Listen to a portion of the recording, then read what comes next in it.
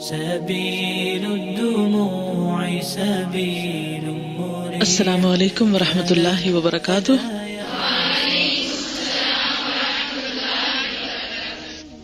نحمده ونصلي على رسوله الكريم اما بعد فاعوذ بالله من الشيطان الرجيم.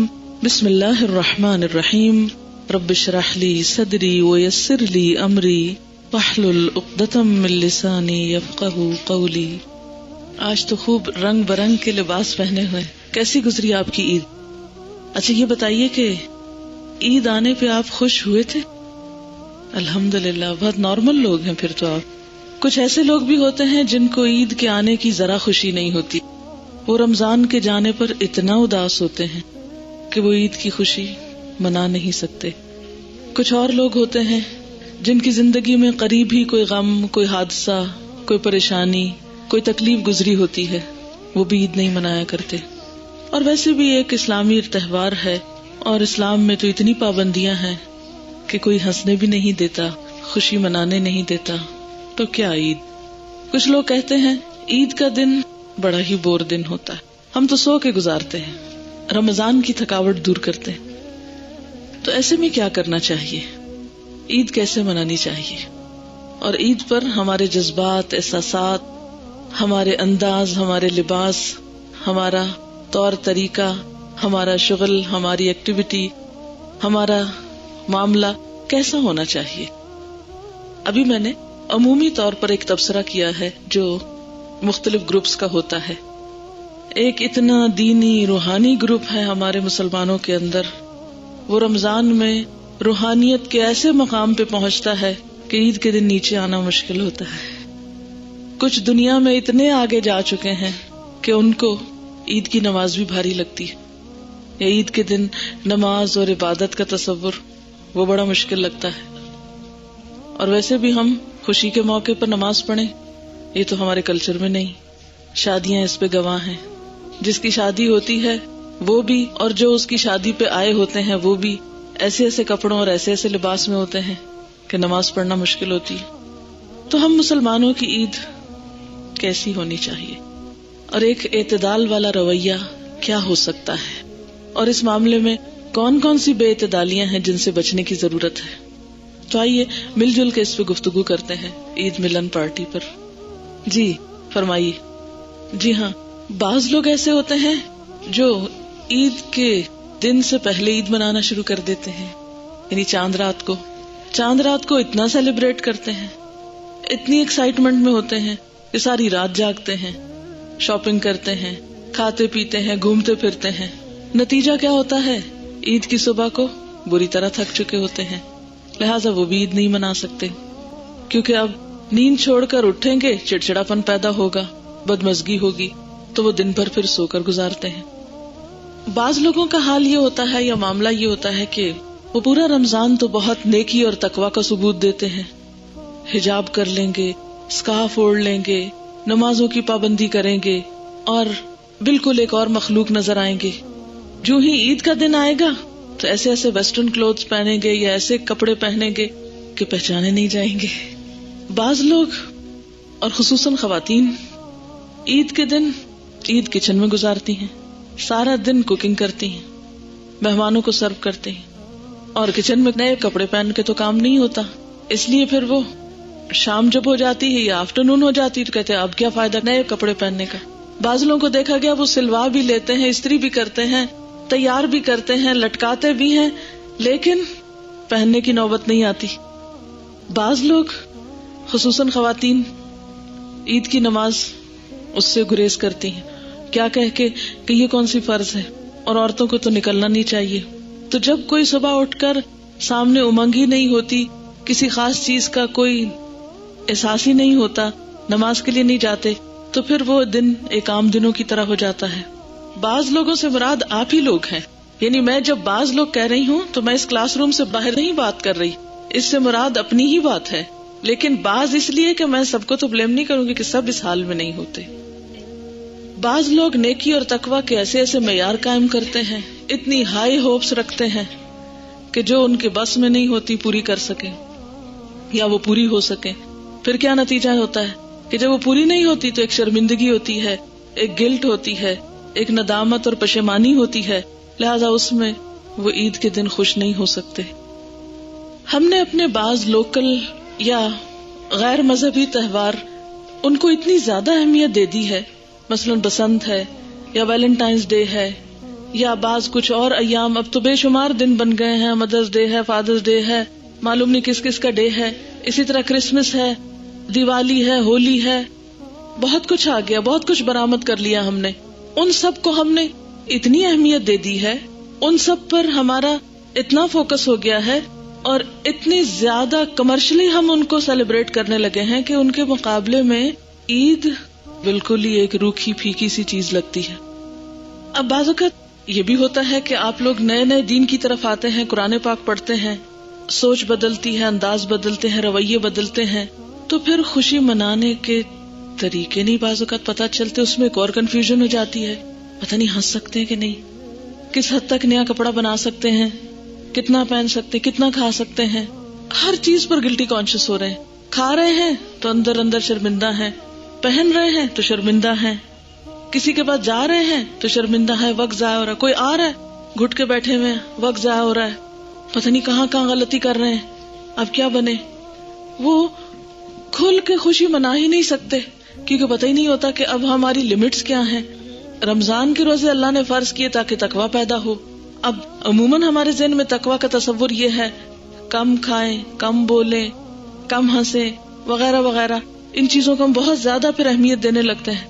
نتیجتاً ہم ایک بعض اوقات ان نیچرل قسم کی حرکتیں کرنے لگتے ہیں، یا کچھ لوگ تو زیادہ ایکسٹریم میں جا کے تھوڑے اب نارمل بھی دکھنے لگتے ہیں.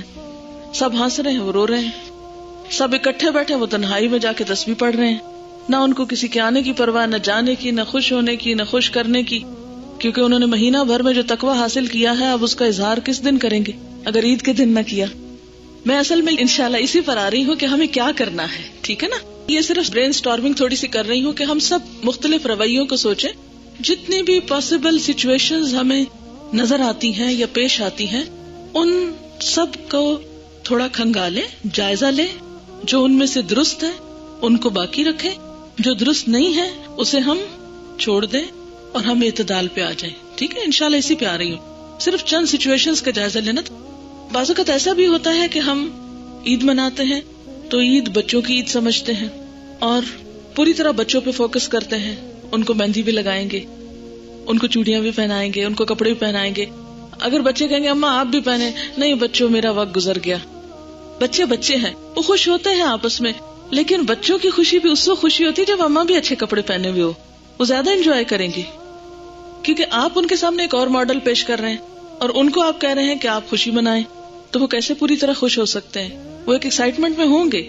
اب دوسری بات یہ کہ بچوں کو اچھا لباس پہنا کر اور ان کو عیدی دے کر اور ان کو بالکل ایک ایکسائٹمنٹ کی حالت میں پھر نماز کے لیے کہیں تو ایک اور مشکل، یہ ایک الگ ایشو. بعض لوگ سارا دن ٹیلی ویژن کی کمپنی میں عید گزارتے ہیں اور وہ سمجھتے ہیں کہ عید سیلیبریشن صرف دوسروں کی ہنسانے پر ہنسنا یا ان کے ساتھ چلنا، انسانوں سے رابطے کی بجائے اسکرین سے رابطہ، تو ایک مشینی قسم کی عید ہو جاتی ہے. اور اگر مرضی کا پروگرام نہ آئے تو پھر اور بور ہوتے ہیں. کچھ بچیوں کو پردے کی وجہ سے مسئلہ ہوا کہ اب زینت کے کپڑے پہن کر نامحرم رشتے داروں کے سامنے کیسے جائیں، یا خود کسی کے گھر جائیں تو وہاں اب کپڑے پہنے یا برقع پہنے، یا کیا کریں اور کیا نہ کریں، اس کشمکش میں وقت گزرا. ایک اور مشکل یہ ہوتی ہے کہ اگر عید کے قریب یا عید کے آس پاس یا عید سے کچھ پہلے خاندان میں کوئی ڈیتھ ہو جائے یا کوئی ایسے واقعات اس سے ایسوسیٹ کیے ہوئے ہوں، ان کی یاد بھی ضروری ہوتی ہے اور ان کی یاد قدرتی طور پر آ جاتی ہے اور پھر اس سے بھی ہم دکھ محسوس کرتے ہیں. بسا اوقات وہ کیفیت دوسروں کے علم میں نہیں ہوتی. کچھ خاندانوں میں یہ رواج ہے کہ اگر کوئی فوت ہو جائے تو وہ عید مناتے ہی نہیں ہے. تو ایسے میں پھر کیا کیا جائے؟ اعتدال کہاں ہے؟ بعض اوقات ایسا بھی ہوتا ہے کہ ہم دین کی طرف آتے ہیں اور ہمارے گھر والے یا رشتے دار یا خاندان والے دین کو اس طرح نہیں سمجھ رہے ہوتے. ان کے ہاں چاند رات کا مفہوم کچھ اور ہے، آپ کے ہاں چاند رات کا مفہوم کچھ اور ہے. ایسے میں بھی بعض اوقات بدمزگیاں ہو جاتی ہیں. تو پھر کیا کرنا چاہیے؟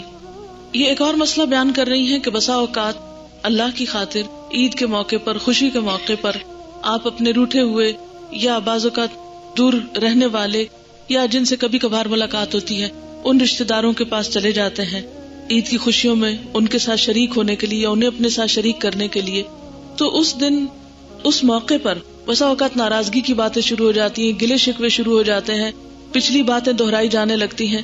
تو آپ ایک اور مقصد لے کر گئے تھے کہ خوش ہوں گے مل کر یا انہیں خوش کریں گے، لیکن جواباً مزید بدمزہ ہو کر لوٹے، کیونکہ سارا دن تو پچھلی غلط فہمیاں ہی دھونے اور دور کرنے میں گزر گیا.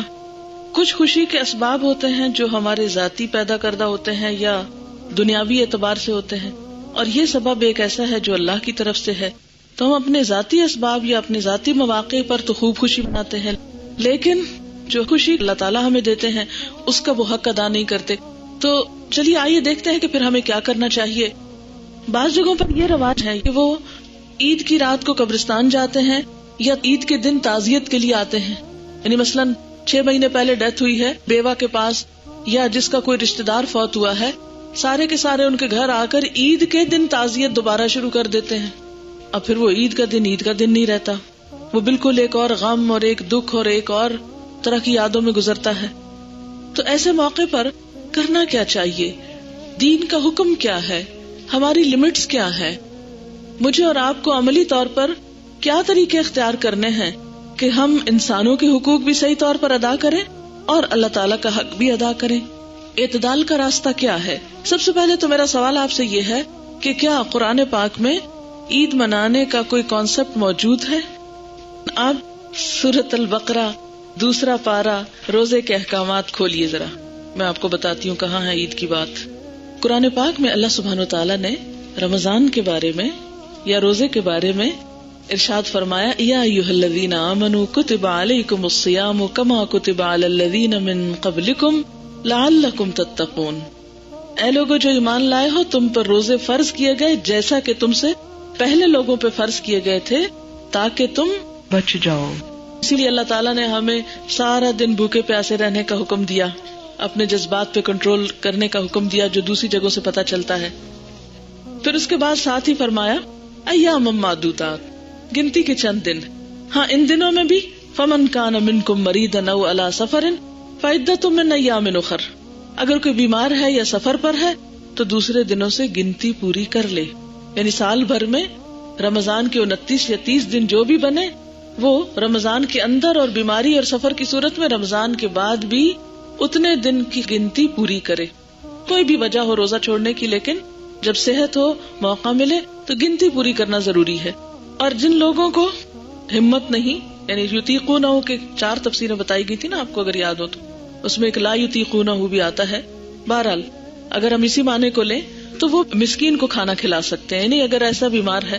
اور جو خوشی سے نیکی کرے، یعنی بعد میں ٹھیک ہونے پر، میں اس کی وضاحت میں بھی نہیں جاتی. پھر آگے جا کے فرمائے شہر رمضان الذی انزل فیہ القرآن ھدی للناس وبینات من الھدی والفرقان. رمضان کی اہمیت اس لحاظ سے بھی کہ اس میں قرآن اترا، اور قرآن کیوں اترا؟ ہدایت کے لیے اترا. فمن شہد منکم الشہر فلیصم، جو اس مہینے کو پائے اس میں چاہیے کہ روزے رکھے. جو بیمار ہو یا سفر پر ہو تو دوسرے دنوں سے گنتی پوری کرے. یرید اللہ بکم اليسر ولا یرید بکم العسر، اللہ تمہارے ساتھ آسانی چاہتا ہے، مشکل نہیں چاہتا. روزے کا حکم دے کے اللہ تعالیٰ فرماتے ہیں اللہ تمہارے ساتھ آسانی چاہتا ہے، مشکل نہیں چاہتا. کس طرح کہ تمہیں سہولت دے دی، اگر تم بیمار ہو، مشقت میں ہو تو روزہ نہ رکھو، ٹھیک ہے. وَلِتُكْمِلُوا الْعِدَّةَ، دوبارہ حکم ہے گنتی پوری کرو. اب آپ دیکھیے، یعنی رمضان کی آیات میں اب تیسری دفعہ گنتی کی بات ہو رہی ہے. تو اس سے کیا پتہ چلتا ہے؟ روزہ ایک ایسی عبادت ہے جو گن گن کے رکھنے کی ضرورت ہے. سب سے پہلے فرمایا ایام معدودات، پھر عدۃ من ایام اخر، پھر عدۃ من ایام اخر، پھر لتکملوا العدہ، عدہ عدہ عدہ، گنتی گنتی گنتی. آپ سب نے گنے ہوئے اپنے سارے روزے جو کبھی چھوڑے ہوں زندگی میں کسی عذر مجبوری سے، خواہ پیریڈز یا کوئی اور وجہ ہو، ساری گنتی پوری کرنی. کیونکہ کچھ خواتین کو یہ کہتے سنا ہے نماز معاف ہے تو روزہ کیوں نہیں معاف. تو بہت سی بچیاں بعد میں روزے رکھتی نہیں، گنتی نہیں پوری کرتی، حالانکہ گنتی پوری کرنا ضروری ہے. اینی ہاؤ اب آپ دیکھیے وَلِتُكْمِلُوا الْعِدَّةَ، گنتی پوری کر لو، وَلِتُكَبِّرُوا اللَّهَ، اور تاکہ تم اللہ کی بڑائی بیان کرو، عَلَىٰ مَا هَدَاكُمْ، اس نعمت پر جو اس نے تمہیں ہدایت کی شکل میں دی، یعنی جو اس نے تم کو ہدایت دی اس پر. وَلَعَلَّكُمْ تَشْكُرُونَ، اور تاکہ تم شکر ادا کرو. معنی کیا ہے کہ جب روزے سارے پورے ہو جائیں، گنتی پوری ہو جائے، تو پھر عید مناؤ. کیسے؟ وَلِتُكَبِّرُ اللَّهَ، اللہ کی بڑائی بیان کر کے. یعنی صبح صبح کیا کرنا ہے؟ سب سے پہلا کام تکبیرات. کس نعمت پر؟ کہ وہ جو ہمیں رمضان میں ملی، روزہ رکھ کے اور قرآن پڑھ کے. کیونکہ اوپر آپ دیکھیے کہ جہاں قرآن کے اترنے کی بات ہے اس میں پھر 2 دفعہ ہدایت کی بات ہے. ہدی للناس وبینات من الہدی. اس سے کیا پتہ چلتا ہے کہ رمضان میں بھی قرآن کے ساتھ ایسا تعلق قائم ہونا چاہیے کہ جس سے انسان کو ہدایت ملے.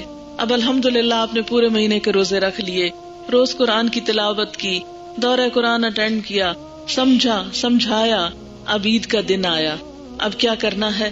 تکبیریں پڑھنی ہیں. کس پر؟ کہ اللہ تیرا شکر تو نے یہ نعمت دی ہمیں. ایک دفعہ پھر ہمارا ایمان تازہ ہو گیا، ہمیں تیری کتاب سے رہنمائی مل گئی، روزے رکھ کے ہمارے اندر تقویٰ پیدا ہوا، ہمیں اپنے نفس پر کنٹرول آیا، ہم نے اپنی زبان کو روکا، ہم نے اپنی سوچ پر کنٹرول کیا، ہم نے اپنے ہاتھ پر. کیونکہ کتنے ہی روزہ دار ایسے ہیں جنہیں روزے میں بھوک پیاس کے سوا کچھ نہیں ملتا. تو جن کو تقویٰ نصیب ہوتا ہے پھر وہ اس تقویٰ کے ساتھ برائیوں سے بچنا سیکھتے ہیں.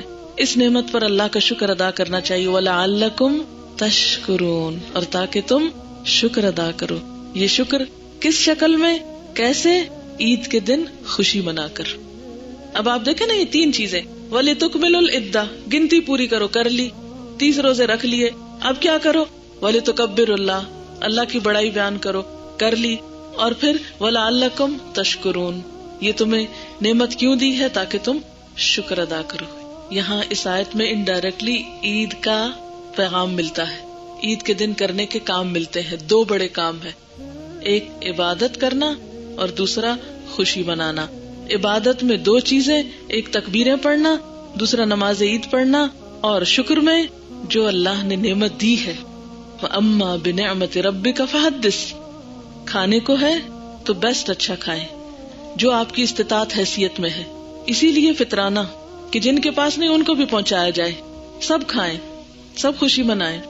اگر اچھے کپڑے ہیں تو وہ پہنے، نہیں ہے دھو کے پہنے، نئے پہنے، نہائیں، زینت اختیار کریں، ایک دوسرے سے ملاقات کریں. پھر احادیث سے کیا پتہ چلتا ہے؟ حضرت عائشہ رضی اللہ تعالی عنہا کو آپ صلی اللہ علیہ وسلم نے ایک کھیل دکھایا تھا عید کے دن. جب وہ تھک گئی تو چلی گئی. اور یہ کھیل کہاں ہوا تھا؟ مسجد کے اندر. عید کے دن آپ کے گھر میں بچیاں شعر پڑھ رہی تھی، دف بجا رہی تھی. حضرت ابو بکر صدیق رضی اللہ تعالیٰ عنہ آئے، کہنے لگے اللہ کے رسول صلی اللہ علیہ وسلم کی موجودگی میں آپ کے گھر میں یہ کام؟ آپ نے فرمایا ابو بکر چھوڑ دو، آج ہمارا عید کا دن ہے. آپ خود نہیں دف بجا رہے تھے، نہ آپ خود ان کے ساتھ شریک تھے، آپ قریب تھے، لیکن آپ کی موجودگی میں جو کام ہوتا ہے اور آپ اس پر خاموشی اختیار کریں تو اس کا کیا مطلب ہے کہ اس موقع پر یا اس لمٹ اور اس حد کے اندر، یہ نہیں روز ہی دف لے کے بیٹھ جائیں. عید کے دن اس خاص موقع پر اگر بیٹھ کر آپ خوش ہو لیتے ہیں، اس کی آپ کو اجازت ہے. ٹھیک ہے. اچھا، اب آپ دیکھیں کہ یہ 2 چیزیں آپ کی زندگی سے ہمیں ملتی ہیں خوشی کے دن کی. تو اس سے پتہ چلتا ہے کہ عبادت کے فوراً بعد اللہ کی نعمت کا شکر ادا کرنے میں کھانا پینا، میل ملاقات، تھوڑا بہت کھیل کود اور اسی طرح کی انسان کی جو لطیف ذوق ہیں، یعنی جذبات کی تسکین کے لیے حدود الہی میں رہتے ہوئے خوشی کا اہتمام کرنا، خوشی کو سیلیبریٹ کرنا، خوشی کے موقع پر خوش ہونا، یہی تو شکر ادا کرنا ہے. نبی صلی اللہ علیہ وسلم جب مدینہ میں تشریف لائے تو آپ نے کیا فرمایا؟ مدینہ والے 2 عیدیں مناتے تھے، فرمایا اللہ نے تمہیں اس سے بہتر 2 دن دے دیے ہیں. ان کی جو لوکل عیدیں تھی ان کو بین کر کے آپ نے اس کے بجائے اللہ تعالیٰ کی طرف سے دی ہوئی یہ 2 عیدیں یا خوشی کے موقع آپ نے لوگوں کو بتائے. کیونکہ تبدیلی ہو رہی تھی نا ہر چیز میں، تو ریچولز کے ساتھ ساتھ جو سیلیبریشنز کے مواقع تھے ان میں بھی تبدیلی ہوئی. میں آپ سے پوچھ سکتی ہوں کہ نبی صلی اللہ علیہ وسلم جب مدینہ میں گئے تو جب تک آپ کی وفات ہوئی اس وقت تک مدینہ کے داخلی امن کی صورتحال کیا تھی، یا خارجی طور پر مدینہ کو کن کن مشکلات کا سامنا تھا؟ کیا وہ پر امن زمانہ تھا؟ ہر سال تو جنگ ہو رہی تھی، جنگ بدر رمضان میں ہو رہی ہے، مسلسل جنگی حالات ہیں. حتیٰ کہ غزوہ خندق کے موقع پر کیا ہوا؟ اتنا خوف آ گیا کہ قرآن پاک میں آتا ہے وَإِذْ بَلَغَتِ الْقُلُوبُ الْحَنَاجِرَ هُنَالِكَ ابْتُلِيَ الْمُؤْمِنُونَ وَزُلْزِلُوا زِلْزَالًا شَدِيدًا کہ وہاں مومن آزما لیے گئے شدید طریقے سے اور بری طرح ہلا مارے گئے. اتنا خوف تھا مدینہ کے اندر کہ لوگ اپنے گھروں سے رفع حاجت کے لیے باہر نہیں نکل سکتے تھے کہ معلوم نہیں کدھر سے تیر آ جائے، معلوم نہیں کدھر سے فوجیں جو ہیں، کیونکہ احزاب جمع ہو گئے تھے نا، فوجیں جمع ہو گئی تھی مدینہ کے چاروں طرف. اتنے شدید حالات میں بھی مسلمانوں نے کبھی یہ نہیں کہا کہ مدینہ میں امن تو ہے نہیں تو عید کاہے کی منائیں. انہوں نے عیدیں منائیں. جب اللہ تعالیٰ خوشی دیتا ہے تو خوشی کے موقع پر خوش ہونا، خوشی کا اظہار کرنا، یہی شکر ادا کرنا ہے. وَلَعَلَّكُمْ تَشْكُرُونَ یہی ہے. ایک بات یاد رکھیے زندگی میں، اگر آپ پلے باندھ لیں آج اچھی طرح تو انشاءاللہ آپ کی زندگی ایک معتدل زندگی ہو سکتی ہے. ایک انسان کی زندگی کے 4 پہلو ہوتے ہیں، 4 پہلو، یا ہم 4 چیزوں کا مجموعہ ہیں. پہلی چیز ہے جسم، دوسری چیز ہے روح، تیسری چیز ہے عقل، چوتھی چیز ہے جذبات. ہم ان 4 چیزوں کے بیچ میں بندھے ہوئے ہیں. ان 4 چیزوں میں سے کسی ایک چیز کی کمی ہو جائے یا زیادتی ہو جائے تو انسان اعتدال سے نکل جاتا ہے، اب نارمل ہو جاتا ہے. مثلا 4 چیزوں میں پہلی چیز جسم. اگر آپ کے پاس جسم ہی نہیں تو آپ کہاں کھڑے، یا آپ کا جسم صحت مند ہی نہیں تو آپ کا کیا حال ہوگا، یا آپ جسم کے تقاضے بھول گئے ہیں تو آپ عبادت بھی نہیں کر سکیں گے. مثلا آپ کھانا ہی چھوڑ دیں، اللہ کی حلال کی چیزوں کو حرام کر دیں. جیسے کہ ایک موقع پر کچھ صحابہ آئے تھے نا اور انہوں نے کہا تھا کہ ہم گوشت نہیں کھائیں گے، ہم گھی نہیں کھائیں گے، ہم روزے پہ روزے رکھیں گے. تو آپ صلی اللہ علیہ وسلم نے کیا فرمایا؟ آپ سخت ناراض ہوئے اور آپ نے فرمایا میں گوشت بھی کھاتا ہوں، گھی بھی کھاتا ہوں، اور بھی آپ نے اپنی باقی روٹین بتائی. اسی طرح جسم کو ضرورت ہے ایکسرسائز کی، نیند کی.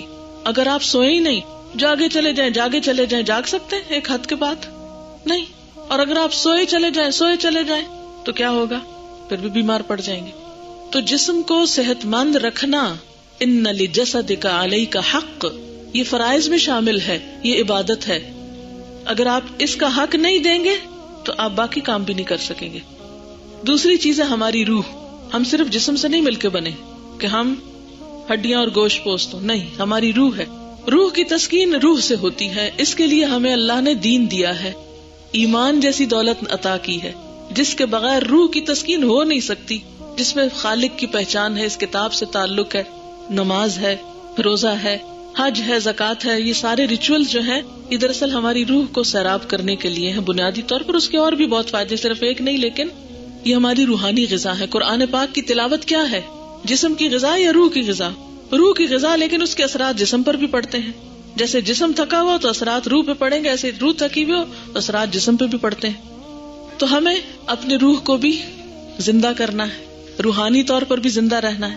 اگر ہم روح کے تقاضے بھول جائیں گے، نہ قرآن پڑھیں گے، نہ نماز پڑھیں گے، نہ ایمان، نہ اللہ کی محبت، نہ کچھ، تو ہم کبھی بھی پرسکون نہیں رہ سکتے، ہماری زندگی میں خوشی آ ہی نہیں سکتی. اچھا، اس میں بھی اعتدال. اب یہ نہیں کہ آپ روح کے تقاضے اتنے پورے کرنا شروع کر دیں کہ جسم اگنور ہو جائے، جذبات ختم ہو جائیں، یا عقل مختل ہو جائے. مختل کا مطلب ہوتا ہے یعنی انسان پاگل ہو جائے، خلل آ جائے اس میں. اچھا، اب تیسری چیز آپ دیکھیں، اور وہ کیا ہے؟ عقل. عقل کی نشو نما یا عقل کا خیال رکھنا یا عقل کو جلا دینا یا عقل کو استعمال کرنا، یہ بھی بے حد ضروری ہے. اور اس کے لیے علم حاصل کرنا، دین کے علاوہ دنیا کا بھی، یعنی وہ تمام طریقے جو انسان کی عقل میں یا صلاحیت میں اضافہ کرتے ہیں، اس کو سوچنا سکھاتے ہیں، اس کو بات کرنا سکھاتے ہیں، اس کے اندر حکمت آتی ہے، لوگوں سے ڈیلنگ کرنا آتی ہے. اس کے لیے آپ کو اچھی کمپنی کی ضرورت ہوتی ہے، اچھی کتابوں کی ضرورت ہوتی ہے. یہ ساری چیزیں آپ کی عقل کی پرورش کرتی ہیں، یہ بھی بے حد ضروری ہے. لیکن اس میں پھر اعتدال ضروری ہے. یہ نہیں کہ آپ بالکل چٹے ان پڑھ ہوں، آپ کی عقل کام ہی نہ کرے، آپ بے عقل ہوں. یا یہ ہے کہ آپ اتنا پڑھیں کہ ہر وقت کتابوں میں ہی گم رہیں اور ہر وقت فلسفیانہ باتیں کیا کریں، ارسطو اور افلاطون کو پیچھے چھوڑ جائیں، اتنے بڑے حکیم حکما بن جائیں. یہ بھی درست نہیں. نہ جاہل رہنا درست ہے اور نہ بے حد پڑھنا درست ہے. اسی لیے یہ بات مشہور ہے، جو لوگ بہت زیادہ پڑھ جاتے ہیں پھر ان کا دماغ چل جاتا ہے نا یہ بات. اور کئی لطیفے بھی بنے ہوئے اس پر. یہ بھی درست نہیں. آپ کو پڑھنا بھی ہے، کھانا پینا بھی ہے، سونا بھی ہے، اور روح کے علاج کے لیے نماز بھی پڑھنی ہے. اب چوتھی چیز ہے جذبات. کچھ لوگ جسم کا بڑا خیال رکھتے ہیں، وقت پہ کھانا کھائیں گے، سوئیں گے، ایکسرسائز کریں گے، بہت فٹ رہیں گے، لیکن روحانی طور پر توجہ نہیں کریں گے کسی چیز کی طرف. بعض لوگ روحانی طور پر بھی بڑے ہی معتدل ہوتے ہیں، نماز قرآن اپنی ہر چیز کا بڑا خیال رکھیں گے، لیکن پڑھنے پڑھانے سے ان کا کوئی تعلق نہیں. وہ کیا کرتے ہیں؟ کھایا پیا، نماز قرآن کی تلاوت کی، اور اس کے بعد اللہ اللہ خیر صلی اللہ. کوئی نئی ایجاد ہو، دنیا میں کیا ہو رہا ہے، کیا جدید تحقیقات ہو رہی ہیں یا کرنی چاہیے، یا غور و فکر نہیں، اس سے ہمارا کیا واسطہ. یہ تو اہل مغرب کا کام ہے، وہ پڑھا کرے، وہ تجربے اور تحقیق سے کام لے، وہ نئی نئی ایجادات کیا کریں، وہ ہمیں چیزیں بنا کے بھیج دیں گے، ہم گھر میں لا کے تو عیش کریں گے. وہ علمی طور پر عقل کی جلا کے لیے کچھ بھی نہیں کرتے. اچھا، کچھ لوگ ذرا ایک قدم اور آگے سمجھدار ہوتے ہیں، وہ جسم، روح اور عقل کے تقاضے خوب پورے کرتے ہیں، لیکن جذبات میں بالکل ٹھنڈے ہوتے ہیں، کولڈ. ان کے اندر جذبات نام کی کوئی شے نہیں ملے گی آپ کو. نہ وہ ہنسیں گے، ہنسنے کے موقع پہ گھور کے دیکھیں گے آپ کو، نہ مسکرائیں گے، نہ کسی سے محبت کریں گے، نہ کرنے دیں گے. پتھر کے ہوں گے وہ. کیا ہے؟ ہنسنا عقل مندی کے خلاف ہے، مسکرانا روحانیت کے خلاف ہے. ان کے خیال میں ہے نہیں، ان کے خیال میں اچھے کپڑے پہننا یا کوئی ذرا حلیہ اچھا کر لینا، نہیں، یہ تو دینداری کے خلاف ہے. اور بعض لوگ اور ایک آگے ایکسٹریم پہ چلے جائیں گے، وہ سمجھتے ہیں شادی کرانا یہ کوئی غیر اسلامی فعل ہے ان کے خیال میں. اور آپ دیکھیں کہ جو پچھلی قوموں میں بگاڑ ہے، ولدالین، انہوں نے رہبانیت جب اختیار کی، بیوی کا حق ادا نہیں کر رہے، بیٹی کا نہیں کر رہے، انسانوں سے سارا تعلق کاٹ لیا، اپنے آپ کو اذیت دی، ایک ٹانگ پہ کھڑے ہیں، کھا نہیں رہے، جنگلوں میں نکل گئے، جذبات سے آری. آپ دیکھیے کہ اللہ تعالیٰ کی بنائی ہوئی کوئی بھی چیز بیکار ہے، نہ یہ جسم بیکار ہے، نہ یہ عقل بیکار ہے، نہ یہ ہمارا دین کوئی بیکار چیز ہے نعوذ باللہ، اور نہ ہی ہمارے جذبات کوئی فالتو چیز ہے. آپ ایک خوبصورت شخصیت ہو سکتے ہیں اگر آپ ان چار چیزوں میں توازن قائم کر لیں، چاروں کے تقاضے نبھائیں. اور اگر آپ ایک کو بھی اگنور کریں گے تو آپ بدصورت ہو جائیں گے. اب ہمیں سوچنا ہے کہ چاروں میں بیلنس کس طرح قائم کریں. ٹھیک ہے نا؟ مثلاً آپ کے لیول پہ میں سوچتی ہوں، صبح اٹھے، نماز پڑھی، روح کا تقاضا پورا کیا، واک کی، ایکسرسائز کی، ناشتہ کیا، جسم کا تقاضا پورا ہوا، پڑھنے آئے، عقل کا تقاضا پورا ہوا، گھر گئے، جو آپ میں سے شادی شدہ ہیں، بچے ہیں، شوہر ہیں، رشتہ دار ہیں، اگر نہیں بھی تو جو لوگ یہاں ہاسٹل میں بھی رہتے ہیں وہ بھی گھر میں خط لکھ رہے ہیں، یا ان کے ساتھ کوئی تعلق ہے، یا پھر دوست ہیں آپس میں. یعنی جذبات صرف رشتہ داروں کے ساتھ تو نہیں ہوتے، دوستوں کے ساتھ انسان کی ایک جذباتی اٹیچمنٹ ہوتی ہے نا. پھر اس کے بعد آپ دوبارہ بیچ بیچ میں نمازوں کی طرف لوٹ رہے ہیں. اب کیا آپ کر رہے ہیں؟ آپ کا اعتدال کیا ہے کہ نہ تو آپ سونا ختم کریں، نہ کھانا ختم کر دیں، نہ ہی پڑھنا لکھنا چھوڑیں، نہ ہی اپنے رشتوں کو بھولیں. مجھے بتائیے کہ اللہ کے رسول صلی اللہ علیہ وسلم سے بڑھ کر کسی کی نمازیں لمبی تھی؟ کوئی ہم میں سے آپ جیسے تہجد پڑھتا ہے؟ کوئی بھی نہیں پڑھتا. آپ کی ایک ایک رکعت اتنی لمبی ہوتی تھی کہ آپ کے پاؤں سوج جاتے تھے. ایک ایک رکوع آپ کا اتنا طویل ہوتا تھا کہ شاید دوسروں میں سکت نہ ہو. کتنے طویل سجدے ہوتے تھے آپ کے. آپ اللہ کے خوف سے کتنا روتے تھے. روحانیت کی پیک پر تھے، کوئی آپ سے آگے نہیں تھا روحانی طور پر. لیکن آپ کے اپنے ازواج مطہرات کے ساتھ کیسے تعلقات تھے؟ کیا آپ نے ان میں سے کسی کا حق بھولا؟ کبھی آپ نے کہا اپنی کسی بیوی کو، نہیں میں تمہارے پاس نہیں آؤں گا، تم سے بات نہیں کروں گی کہ میں بہت روحانی انسان ہوں؟ آج دنیا میں روحانیت کا تصور کیا ہے؟ عورت کو چھوڑ دو. آپ صلی اللہ علیہ وسلم نے کیا فرمایا؟ تمہاری دنیا کی چیزوں میں سے دو چیزیں مجھے بہت محبوب ہیں، یا میرے لیے محبوب کر دی گئی، خوشبو اور عورت. لیکن نعوذ باللہ کوئی ناجائز یا حرام یا کسی قسم کا کوئی ایسا تعلق سوچ ہی نہیں سکتے آپ. سب حلال کے دائرے کے اندر. آپ نے 25 سال کی عمر میں شادی کی 40 سال کی عورت سے اور اس کے ساتھ نبھایا. کتنا اعتدال ہوگا آپ کے جذبات میں. ایک میچور خاتون کے ساتھ، یعنی ایک چھوٹی لڑکی کے ساتھ گزارا کرنا اور ہر ایک میچور خاتون کے ساتھ گزارا کرنا انتہا درجے کے جذبات کا اعتدال بتاتا ہے. پھر اس کے بعد ایک دوسری ایکسٹریم کی حضرت عائشہ رضی اللہ تعالیٰ عنہا کی عمر کتنی چھوٹی ہے. آپ کی عمر اس وقت بڑی ہے لیکن آپ ان کو بھی کتنا خوش رکھتے ہیں. پھر اللہ تعالیٰ نے بہت سی مصلحتوں کی جس کا اس وقت ذکر کرنے کی ضرورت نہیں، اس کی وجہ سے عام لوگوں کو اگر 4 شادیوں کی اجازت ہے تو وہاں آپ کے حرم میں اللہ کے حکم سے، اور اس کی کئی وجوہات ہیں جو قرآن پاک میں آپ جو سورۃ الاحزاب پڑھ چکے ہیں وہ جان چکے ہیں، اور جو نہیں پڑھ چکے وہ کوئی بدگمانی دل میں نہ لائے، وہ آگے جا کے پڑھیں گے انشاءاللہ. حیرت نہیں ہوتی کہ ایک شخص کی نمازیں اتنی طویل اور اس کی ایک بیوی نہیں، اس کی 9 بیویاں ہوں، اور ان سب کے حقوق. حالانکہ قرآن میں کیا آتا ہے؟ جس کو چاہو اپنے قریب رکھو، جس کو چاہو الگ کر دو، جس کو چاہو الگ کر کے واپس بلا لو. تم پہ کوئی پوچھ نہیں، کوئی حرج نہیں، لیکن آپ اس رخصت اور اجازت کے باوجود سب میں عدل کرتے ہیں. سب ازواج مطہرات کے پاس عصر کے وقت جاتے ہیں، اور ازواج مطہرات کیا کہتی ہیں، آپ کا ہمارے ساتھ کیا تعلق تھا؟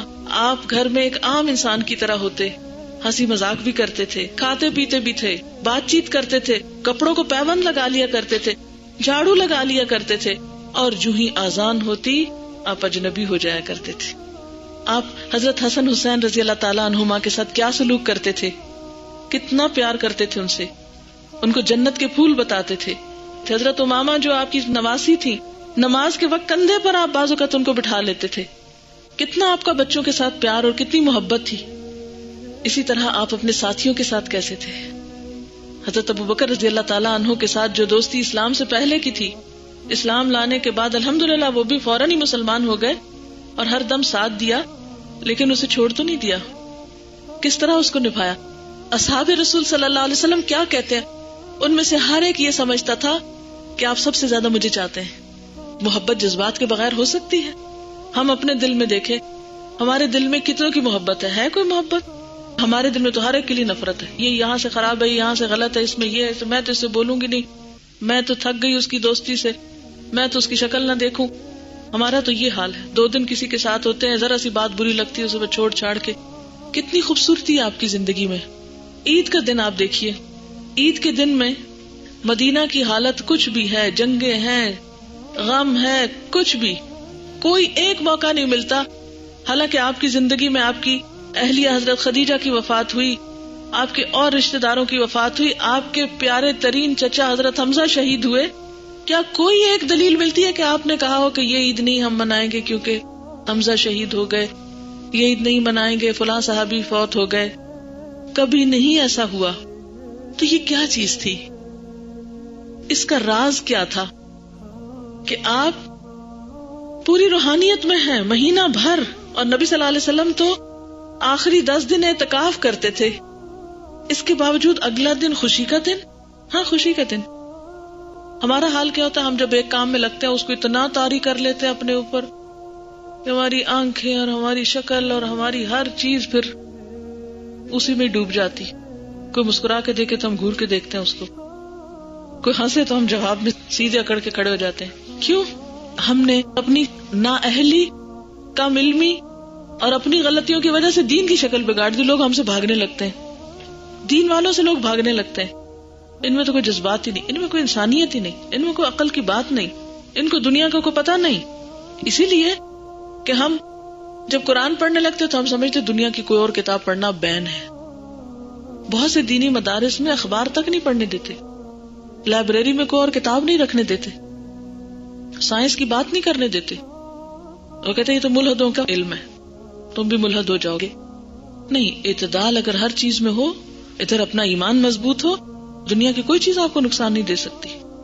آپ اس کو اندر سے مضبوط کریں، پھر آپ کے اپنے اندر ایک میزان، ایک معیار ہو جائے گا قائم کہ جو چھانتا جائے گا کیا جائز ہے کیا نہیں. جو درست ہوگا وہ اندر جاتا جائے گا، جو درست نہیں ہوگا وہ باہر نکالتے جائیں گے. یعنی قرآن کو فرقان کہا گیا نا. فرقان کا کیا معنی ہے؟ یہ فرق کرتا ہے حق و باطل میں. یعنی جیسے وہ پانی کو صاف کرنے کے لیے وہ ایک عمل ہوتا ہے نا، اس کا عمل کشید جس کو بولتے ہیں، تو اس میں کیا ہوتا ہے اگر آپ میلا پانی بھی ڈال دیں تو کشید ہو کے پیور پانی، یہ پانی جو صاف ستھرا آپ کو آتا ہے، اس میں کیا ہوتا ہے آپ نے دیکھا ہوگا بعض اوقات ریت، بجری، مٹی، مختلف چیزیں ہوتی ہیں جس میں سے پانی کو آہستہ آہستہ آہستہ گزارتے ہیں، وہ سب کچھ رستے میں اٹک جاتا ہے، صرف خالص پانی نیچے جاتا ہے.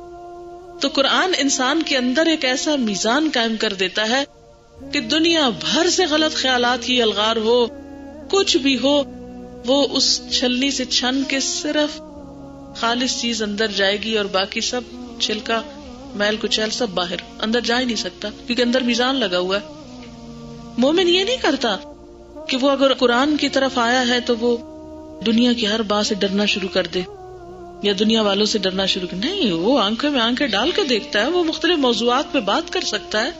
وہ دین کا عالم ہوتے ہوئے وہ دنیا کے بہت سے موضوعات کے بارے میں بڑی اچھی معلومات رکھتا ہے. ہمارا دین ہمیں بالکل نہیں روکتا. روزہ رکھ کر کیا حکم ہے؟ شکل بصور کے رکھا کرو. کیا حکم ہے روزہ رکھ کر کیا کرو؟ آپ صلی اللہ علیہ وسلم روزے کی حالت میں سرما لگاتے تھے نا، تیل لگاتے تھے نا، خوشبو لگاتے تھے نا، اچھے کپڑے پہنتے تھے نا. تاکہ وہ جو روزہ ہے وہ اندر ہے، شکل پہ نہیں ہے. ہمارا روزہ اندر کم ہوتا ہے اور باہر زیادہ ہوتا ہے، منہ ڈاپ نڈھال، اس سے بھی لڑ رہے ہیں، اس سے جھگڑ رہے ہیں. ہمیں اعتدال کی ضرورت ہے. اچھا یہ جو کوالٹی ہے نا یہ بڑی مشکل سے آتی ہے اعتدال والی، لیکن مطلوب یہی ہے. اچھا ہم جب خوش ہونے لگتے ہنستے ہیں، ہنستے جاتے سٹاپ نہیں لگتا. اچھا لگتا ہے رونا شروع کر دیتے، یا روتے جائیں روتے ہی جاتے ہیں. ہر چیز میں انتہا. اب رمضان میں سارا دن نہیں کچھ کھا، عید کا دن اتنا کھائیں گے ہر کوئی بیمار نظر آئے گا بعد میں. ٹھیک ہے کھاؤ مگر روک لو اپنے آپ کو تھوڑا سا. سارا مہینہ کیا پریکٹس تھی، کھاؤ سحری، وقت ختم، روک لو، ہاتھ کھینچ لو، بس ختم. لیکن ہمارا حال کیا ہوتا ہے کہ وہ جب روزہ کھلتا ہے تو ساری کسر پوری کرتے ہیں، وہ کچھ کھاتے ہیں جو عام دنوں میں کبھی نہ کھایا ہو. اب روزے میں کیا ہے، صبح کے وقت سخت نیند آئی بھی ہے، اپنی اس خواہش کو کنٹرول کرو، اٹھ جاؤ، اب سحری کا وقت ہے، اٹھ گئے، ضبط نفس آیا نا، سیلف کنٹرول آیا. شام کے وقت افطار کا وقت ہے، این اذان کے ساتھ افطاری ہوتی ہے. اب اتنی بھوک لگی ہوئی، اٹھو نماز پڑھو، یہ کیا بات ہے، ہم تو مزے مزے کے کھانے پکائے ہوئے. بعض لوگوں کا حال یہ تو اتنی لمبی چوڑی افطاریاں بنا کے رکھتے ہیں کہ پھر وہ مغرب عشاء میں تبدیل ہو جاتی ہے اور ابھی ان کا کھانا پینا ختم نہیں ہوتا اور ابھی صرف افطاری چل رہی ہوتی، کھانا تو بھی بعد میں کھانا ہے. یعنی کیا یہ امتحان نہیں کہ آپ کھجور کھاؤ تھوڑا سا، بس 2-4 منٹ کا وقفہ ہو، زیادہ سے زیادہ 10 منٹ آپ کھا سکتے ہیں، ہاتھ کھینچ لو، بس خلاص ٹائم ختم، نماز پڑھو اٹھ کے، ورنہ مغرب چلی جائے گی. وہ روزہ ہی کیا جس کی نمازوں میں وقت کی پابندی نہ ہو. پھر آپ دیکھیں کہ آپ اتنا نہیں کھا سکتے، آپ تراویح نہ پڑھ سکیں. اچھا جب تراویح پڑھ لیتے ہیں نا اور کھا پی لیتے ہیں، پھر ہم اتنے فریش ہوتے ہیں ہمارا سونے کو دل نہیں چاہتا، پھر اب دل چاہتا ہے گپ شپ لگائیں. پھر اس کو کیا ہوتا ہے، نہیں آپ سو تاکہ صبح اٹھو. تو ہمارا دین دراصل کیا ہے، ہمیں ہر وقت متحرک رکھنے کے لیے. تقویٰ اصل میں ہے کیا، تقویٰ ہے شعور کا اعلیٰ ترین مقام. جاگتے رہو، سو کے بھی جاگو. اور لٹرلی اس رمضان میں مجھے اس بات کا احساس ہو، کیونکہ وہ یہ ہوتا ہے نا صبح قیام اللیل کے لیے اٹھنا ہے، تو ہم ذرا سوتے ہوئے ایسے لگتا تھا کہ جیسے ہم جاگ ہی رہے ہو نا، سوتے ہوئے بھی جاگ رہے، کان ادھر ہی لگے ہیں. جیسے یہاں کبھی اذان سنائی دیتی اور کبھی نہیں دیتی فجر کی، اور وہاں پہلی اللہ غور پہ آنکھ کھلی، میں کہتی کیا چیز ہے نا، شوق ہے نا، ایک محبت ہے اللہ کے گھر سے. تو ادھر اللہ اکبر ہوئی نہیں، ادھر اچھل کے بیٹھ گئے. تو اگر وہاں ہو سکتا ہے تو اور جگہوں پہ بھی ہونا چاہیے نا. لیکن پھر ہماری روح کمزور ہو جاتی ہے، پھر ہم سستی میں پڑ جاتے ہیں. تو ہمیں ان 4 چیزوں میں توازن رکھنا ہے، ٹھیک ہے، حد سے نہیں بڑھنا. کیونکہ اگر ایک میں حد سے بڑھے نا تو دوسرا لازماً متاثر ہو جائے گا. ہو نہیں سکتا پھر کہ دوسرا متاثر نہ ہو. اب آپ بتائیے کیسے، توازن کیسے؟ جی ہاں، سنت رسول صلی اللہ علیہ وسلم پر عمل کریں گے. سب سے پہلا کام، نمبر 1، آسمانی ٹائم ٹیبل فالو کریں، نمازیں وقت پر.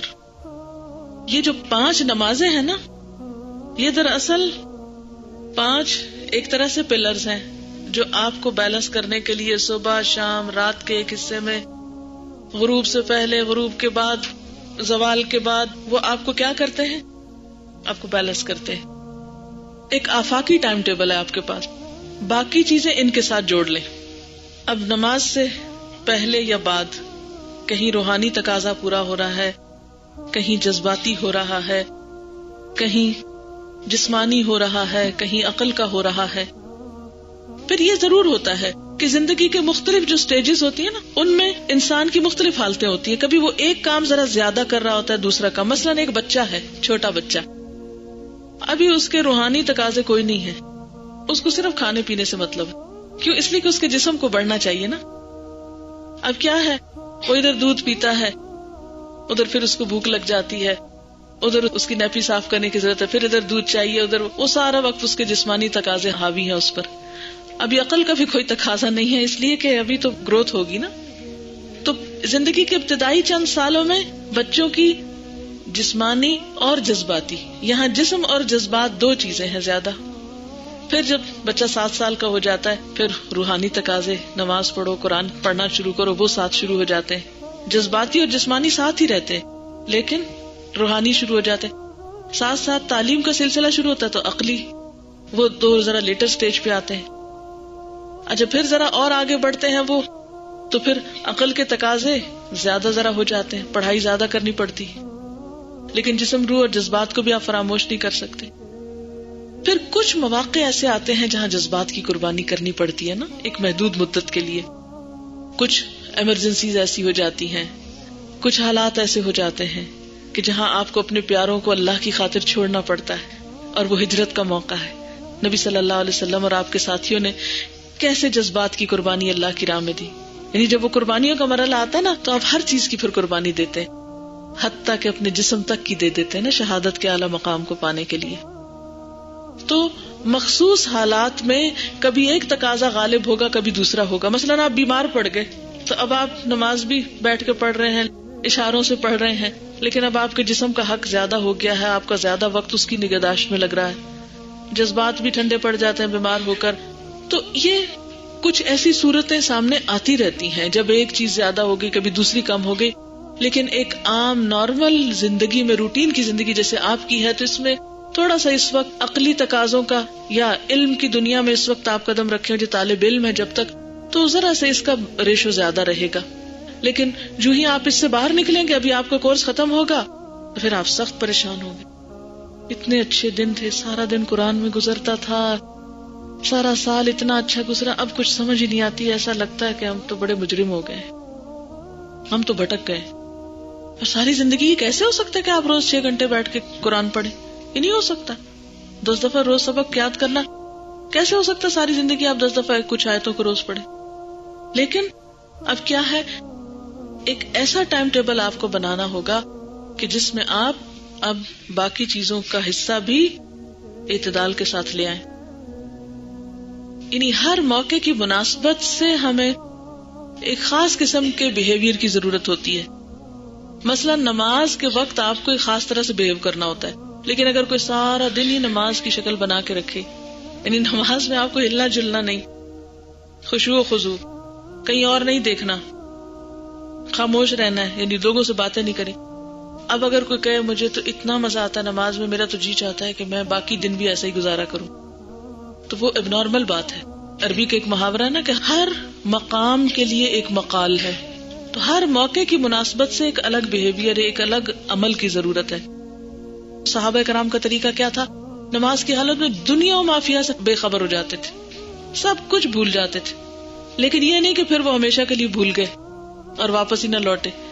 مسجد میں گئے تو وہیں کے ہو گئے، گھر میں سوئے تو وہیں کے ہو گئے، نہیں. پھر آپ دیکھیے کہ اب شادی کا موقع ہے تو اس موقع پر ایک اور مخصوص لباس ہوگا. اب اس موقع پر انسان کے نہیں تو میں تو کالا ہی کپڑا پہنوں گا یا حد سے زیادہ اسراف کروں گا، یہ درست نہیں.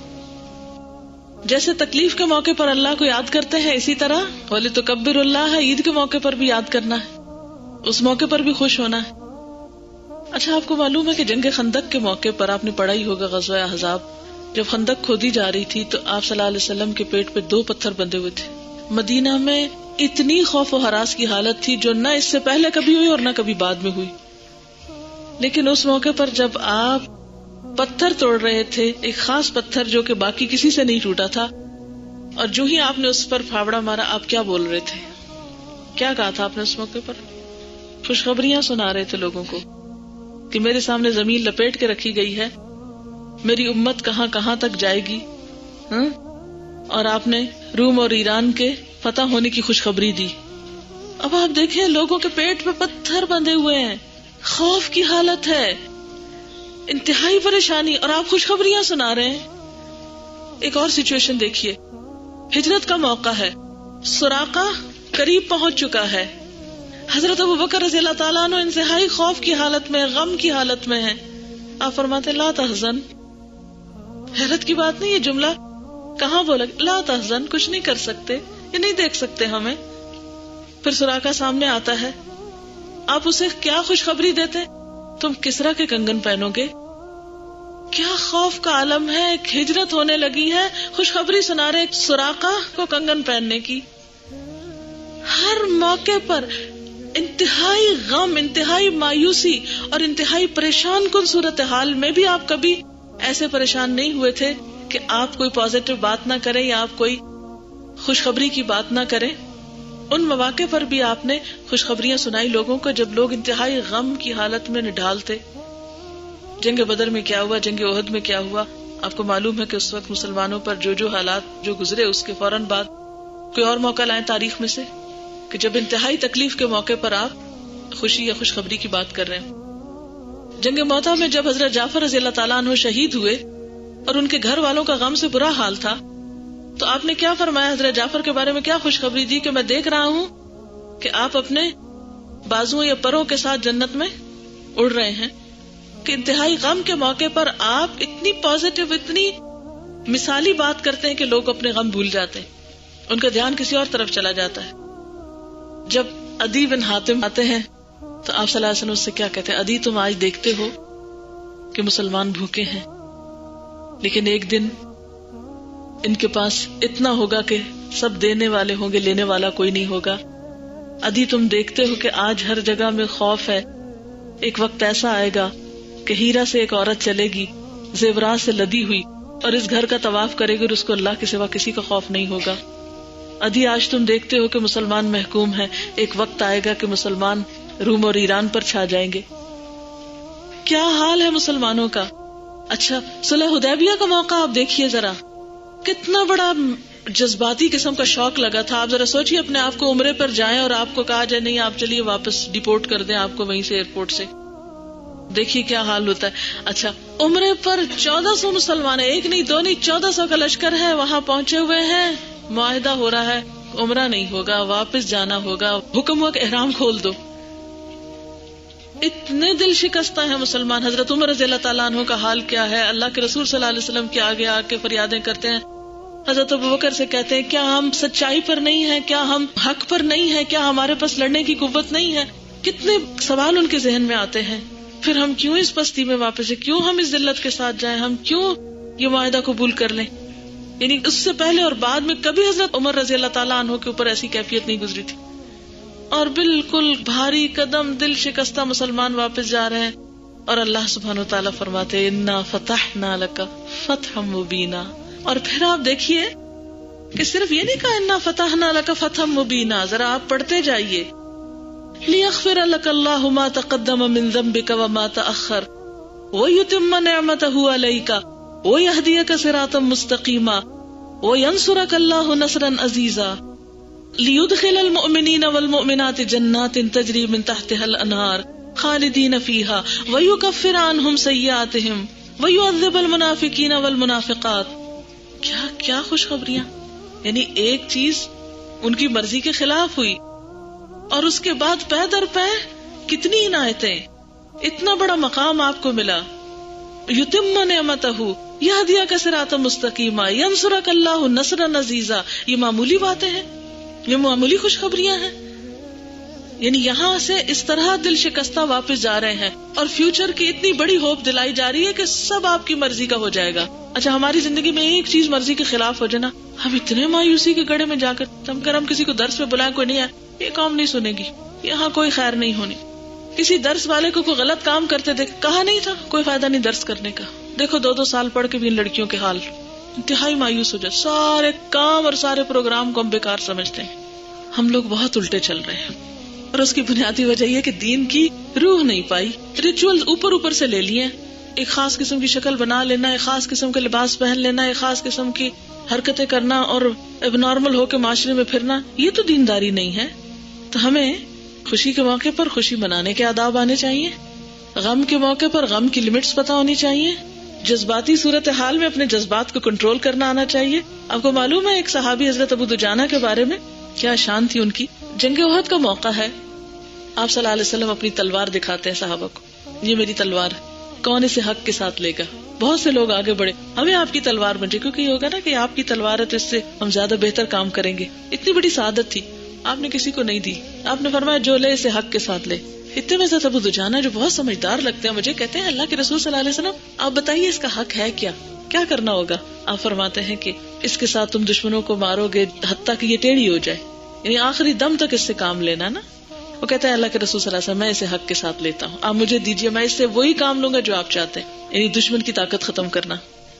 پھر حضرت ابو دجانہ جو ہیں وہ خوب اس تلوار سے کام لیتے ہیں. اتنے میں وہ دیکھتے ہیں کہ کوئی شخص ایسا ہے جس نے کپڑا لپیٹا ہوا ہے اور وہ دشمنوں کو جنگ پہ اکسا رہا ہے. وہ تاکتے ہیں میں نے اس کا خاتمہ کرنا ہے.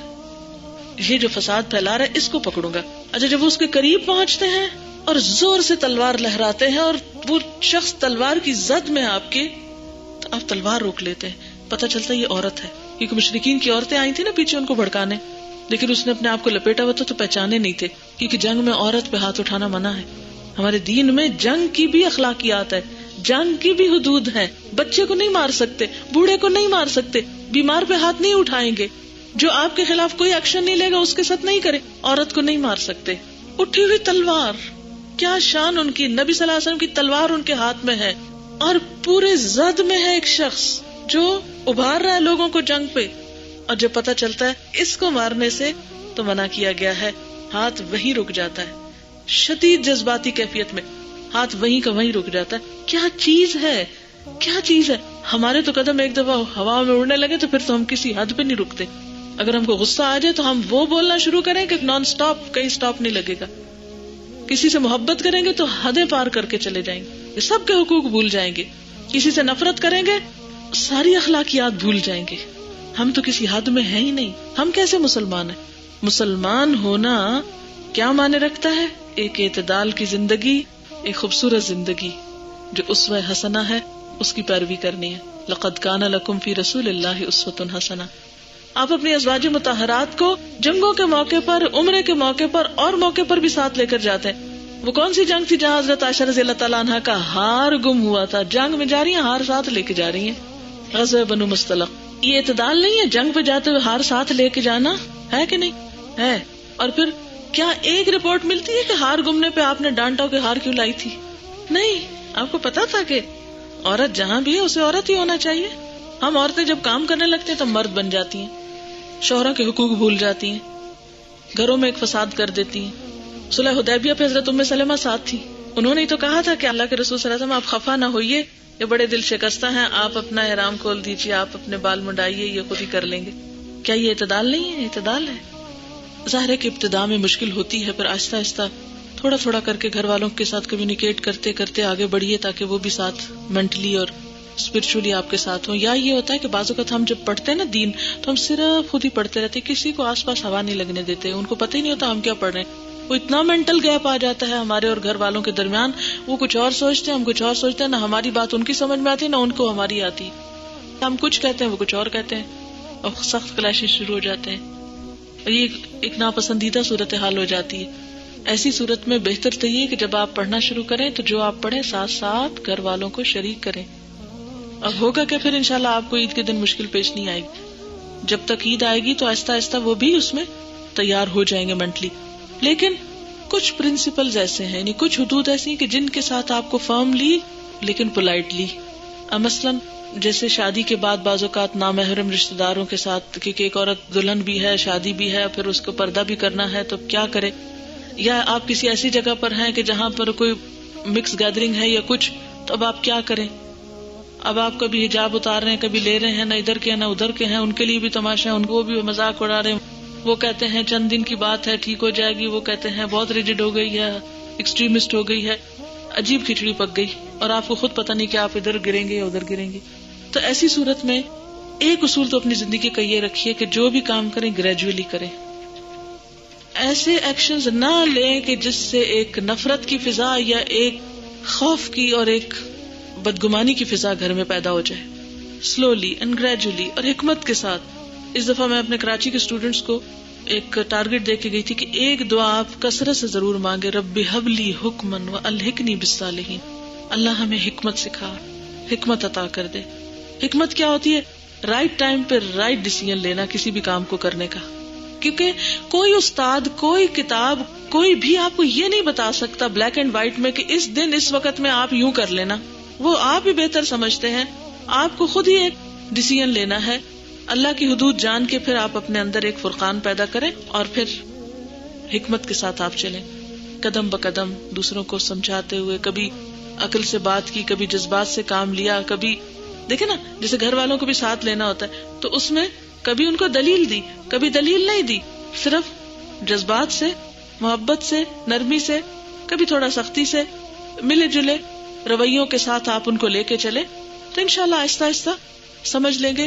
لیکن ایک وقت ایسا بھی، لیکن بہت ریئر، بہت کم، ایسا بھی آ جاتا ہے کہ جب شدید ری ایکشنز دوسروں کی طرف سے سامنے آتے ہیں، اس میں پھر انسان کو بہت حوصلے، صبر اور ہمت کے ساتھ اللہ کی اطاعت پر جمے رہنے کی ضرورت ہوتی ہے، کیونکہ اللہ کی نافرمانی تو بہرحال کسی کو راضی کرنے کے لیے نہیں کر سکتے. لیکن آغاز اور ابتدا ہمبلی سوچ سمجھ کے.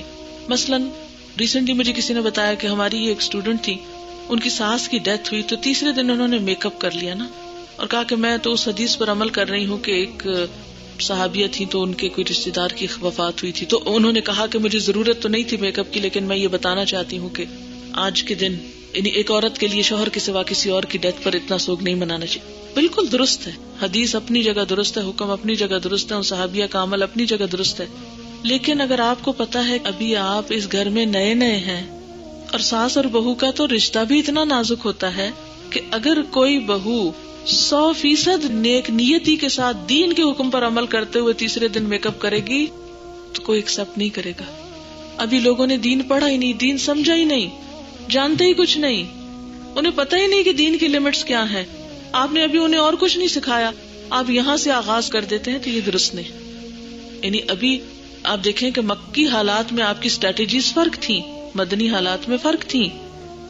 جب آپ دین میں نئے داخل ہوتے ہیں حالات اور ہوتے ہیں، پھر جب آہستہ آہستہ سب مانوس ہوتے ہیں حالات اور ہوتے ہیں. کوئی ایسے قدم نہ اٹھائیں کہ جس سے گھروں کے اندر فتنے فساد پیدا ہونے شروع ہو جائیں. اور آخری پیغام یہی دوں گی کہ اپنے آپ کو ایک حالت سے دوسری حالت میں لے جاتے ہوئے دیر نہ کریں. یہ طریقہ سیکھ لیں. آپ شدید غم کی حالت سے نکلنے میں دیر نہ لگائیں، شدید خوشی کی حالت سے نکلنے میں دیر نہ لگائیں. اپنے نفس پر ایسا کنٹرول کریں، پسندیدہ ترین چیز بھی سامنے ہو لیکن شک والی ہو تو آپ چھوڑ سکیں اس کو. اجازت چاہوں. سبحانک اللہم و بحمدک نشہد ان لا الہ الا انت نستغفرک و نتوب الیک. سبیل